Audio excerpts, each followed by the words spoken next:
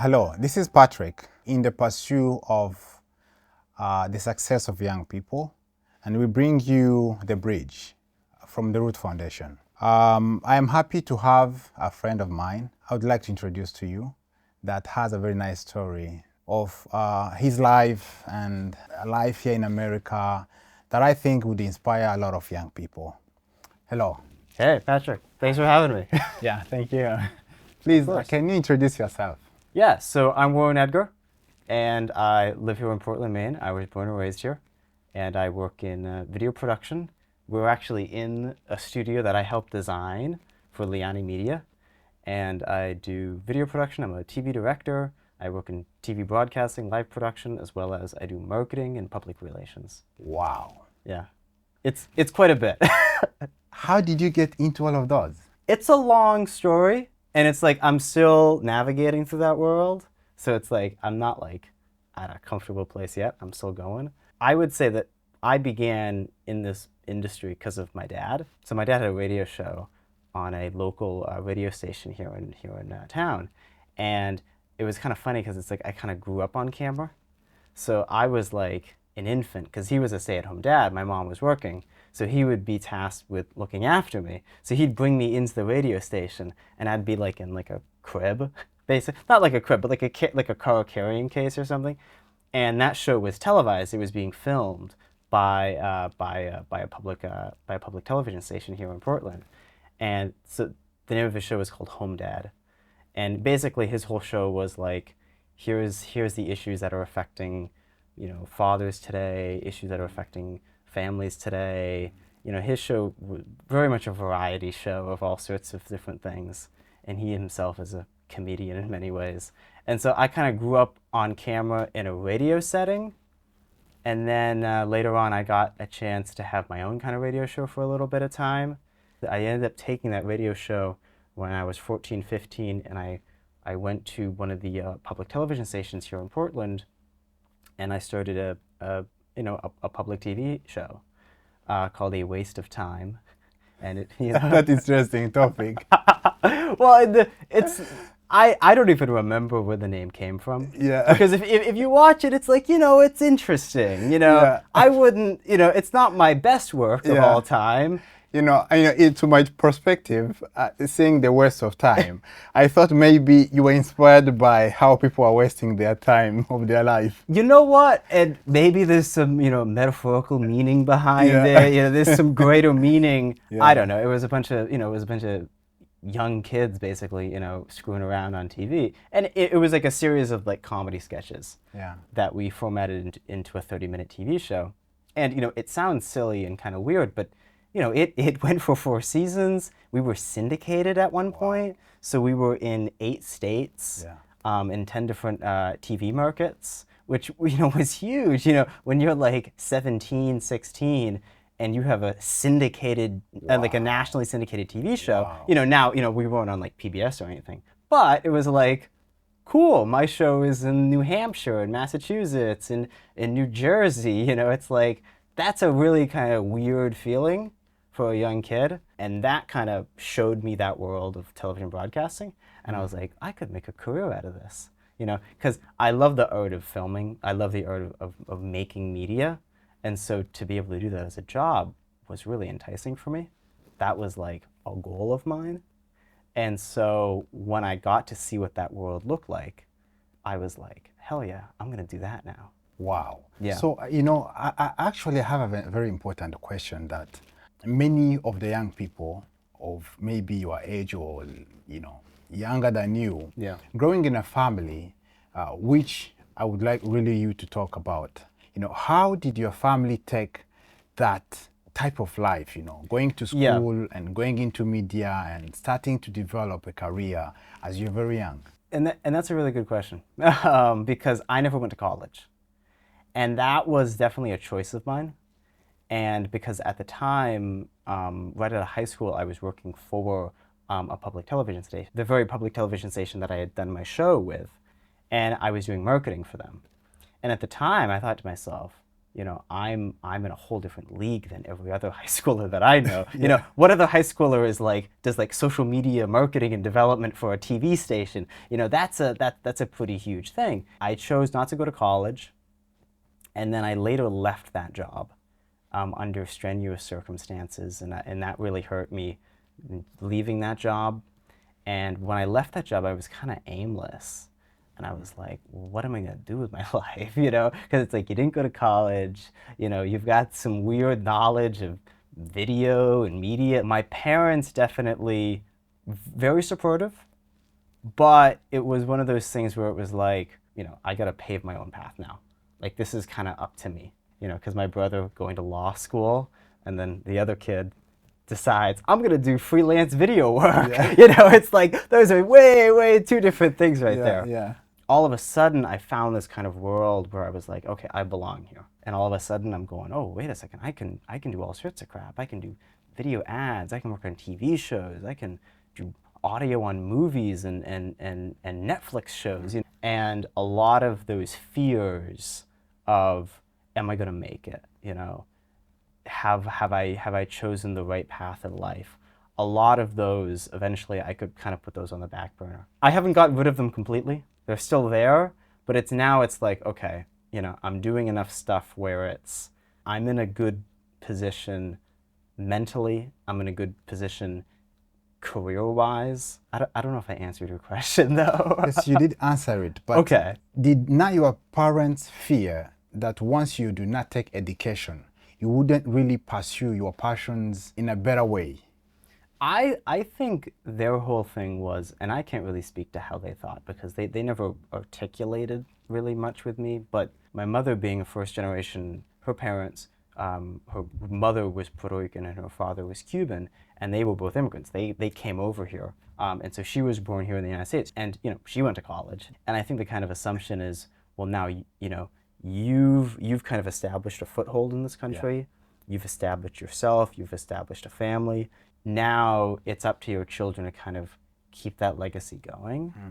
And I think to have a son choose not to go to college was definitely an interesting thing for them, because I think in this country it's very much where it's like, if you want to make any kind of money or be any kind of successful, you have to go to college, you have to go to college, you have to go to college. And I'm very against that philosophy. I think that college is great for certain people. It's great for certain things which you know that you want to do. Yeah. For me, it was, what am I going to go to college for? Would I go to college for marketing? Well, I was doing marketing already. You know, I was kind of learning on the job, and I was around these experts in the field, and I was talking with them, and I was watching what they were doing, and I was adapting what I was doing based on what they were doing. And in a way, that's learning. And in a way, that was kind of my college, because in many ways, what is college? It's showing you these are the norms of the industry. These are tried and true methods of things that work. And now take those things and adapt them into what you want to do and how you see these things, especially in marketing and filmmaking, which were my two, you know, which were the two things that I loved personally. And I was kind of learning how to do those things, not in a college setting, in a professional setting. You know, I got to be able to walk onto TV sets. You know, I got to be able to talk with, you know, people who had been working in this industry for 30 years, and I got to learn about audio and video from these people. And to me, that was really invaluable. That was more valuable to me than anything a college could have taught me. You know, everyone dreams. Yeah. You know, people dreams, you know, we all dream to be pilots, some of them, you know, other dream to be president.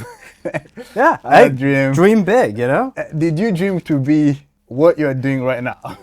Was that your dream? As a kid, like growing up, I don't know if I said I want to do video. I didn't really know what I wanted to be growing up. And there was definitely a time in my life where I was like, what do I want to do? I think the biggest dream that I had was whatever I wanted to do, I wanted to be happy at it, you know? I wanted to do something where I genuinely enjoyed it. It was a thing that I could just do. I could kind of work for myself. I could do my own real thing. And that's what I've always wanted to do in life. I've wanted to pave my own path. I've always wanted to do my own thing. I hate fitting in. You know, I say that, and yet, you know, in many ways, I'm a really anxious person about, how I dress and how I, how I look. I'm very aware of these cameras right now, and and I looks like I haven't slept in multiple days, but it's like to go and work a 9 to 5, or to go and do this, or to go and do that, and work in an office job. That was never really appealing to me. It was like, that's been done. I want to see what life has to offer. And I say this a lot, you only live once, right? Definitely. So why not try it? You talked a lot about your parents. Yep. And it is maybe one of the things that many people have in common that lives in the US. They all talk about, being immigrant. So how did your parents find themselves here? And how does it feel to grow in such family? My family is definitely very interesting because my mother, as I said, first generation, Cuban and Puerto Rican, grew up in Newark, New Jersey, basically grew up in poverty. My father comes from the opposite. He is, his family has been in this country for multiple generations. He was born in Massachusetts. He came from a family that, were comfortable, not outrageously wealthy, but, had money and were comfortable. He grew up in a household where it was this kind of very traditional American household, where his father was the big top executive who was traveling all the time, and his mother, stayed at home. So growing up, I had these kind of two very different perspectives of life, I guess you could call it, And my mother, by meeting her, you would have no idea where she had come from. And she did a really good job creating a life for me and my brother that was different from hers. I didn't grow up ignorant, I didn't grow up as this ignorant person who had it all, and I was like, oh, screw the world, and I'm just so great, and I can have anything. No, that was definitely not the case. I grew up where you're going to be thankful for what you have, Everything that you have, you're going to be thankful for. And that was definitely a theme with my mother. It was definitely a theme with my father. I'm very thankful for growing up that way, because I see people and I see the ignorance that they have. They take things for granted, They take anything for granted. You shouldn't, because you've grown up in this kind of bubble. Americans, we grew up in this bubble where we don't really see the real world. And until you really, open that curtain and see what the real world looks like, it's a pretty rude awakening. I'm really fortunate to have grown up where I did. And so I think my mother definitely taught me and my brother that. Growing up with my father was interesting because he had a very different perspective of life. Yes, my father, came from privilege, but, he suffered in his own way. And my mother, who, didn't come from privilege, she's a hard worker.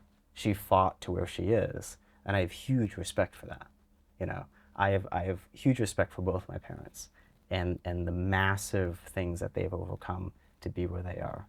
So now, from the moment when you taste what you really want to do with your life, to be able to achieve the person that you wanted to be, the guy that do this, the hardest thing to do in life is how to navigate the alternatives of life. How to choose and what to choose and when to choose. To prioritize things that are important for you, to achieve, the vision of which you have. Okay. How did you navigate those stuff? As someone who started in this industry as a young person, I had a lot of influences. And I had a lot of different people saying different things. As a young person, that's very intimidating, especially when everyone's older than you. And they're saying, you should do this with your life. And then another guy comes in and goes, no, you need to make this choice instead, and you need to go to, and it's like, holy hell, it's like you brought all these things in the room. It's hard, and there is no really definitive answer to it. My whole thing is you kind of have to just be open to everything. I try not to say no, because, I've said yes to some pretty crazy offers, and it's gotten me to some, things that I never thought would happened. And it's like, that would only have been possible if I said yes in that situation. So, say yes, but, be skeptical, take opportunities as they come. Don't shut the, especially, someone my age or someone, someone that's young, you take almost every opportunity that comes your way. You know, there is a guy that said, actually, I am allowed to do everything, but not everything is beneficial. Yeah. You know, I 100% agree with that. Yeah. you know, to find, to know how to make the choice that is beneficial is the most, the hardest thing to do. Oh, 100%. For many young people. So how did you then balance your friends and your, because, we intend, I mean, who doesn't like fun? You want to have fun, so how did you navigate those stuff? That's a good question, because I have recently evaluated that in my life. Yeah. Where I've looked at my personal life, or lack thereof. I try to have a personal life. Yeah. I try to, I have friends and I do things with my friends, but I don't have like a hobby or something that I do like outside of like my kind of job. And my job is a lot of things. Yeah. Starting out, I kind of threw myself at the work and I said, I'm just going to do this.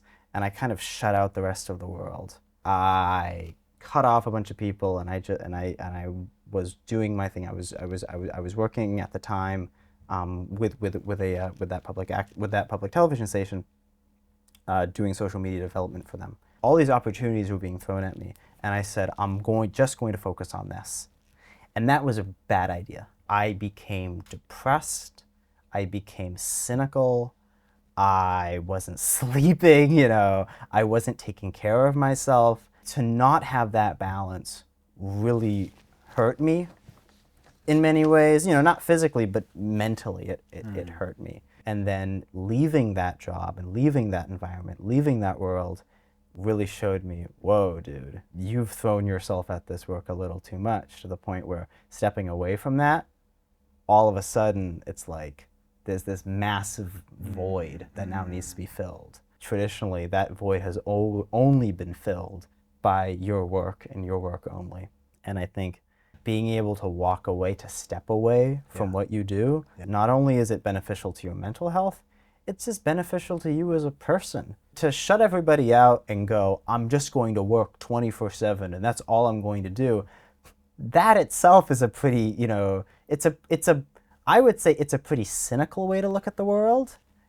When you think I'm better than everyone because I'm working 24/7.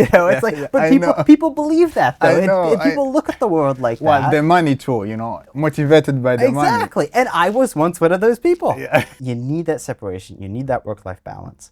And I have begun to open up as a person, that kind of separation. I see many young people, they spend a lot of time being on Facebook, watching pictures and texting to people. How do you navigate your life without those stuff? Or do you have them?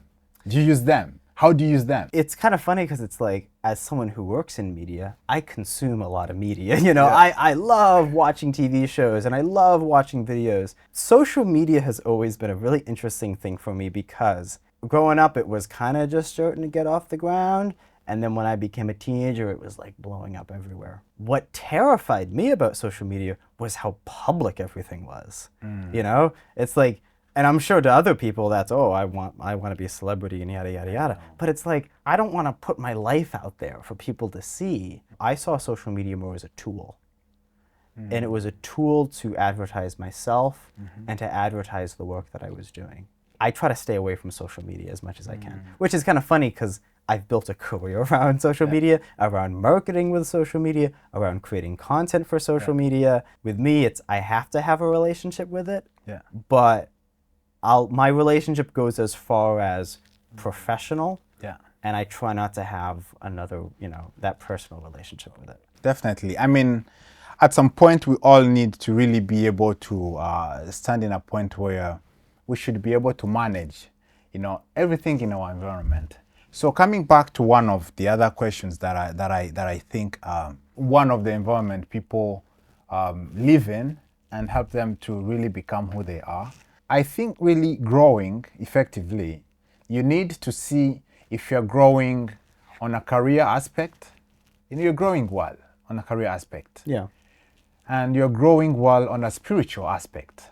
Yeah. Because if we really want to be successful, you can't be successful on a career and being depressed because your spiritual life is unhealthy. Yeah.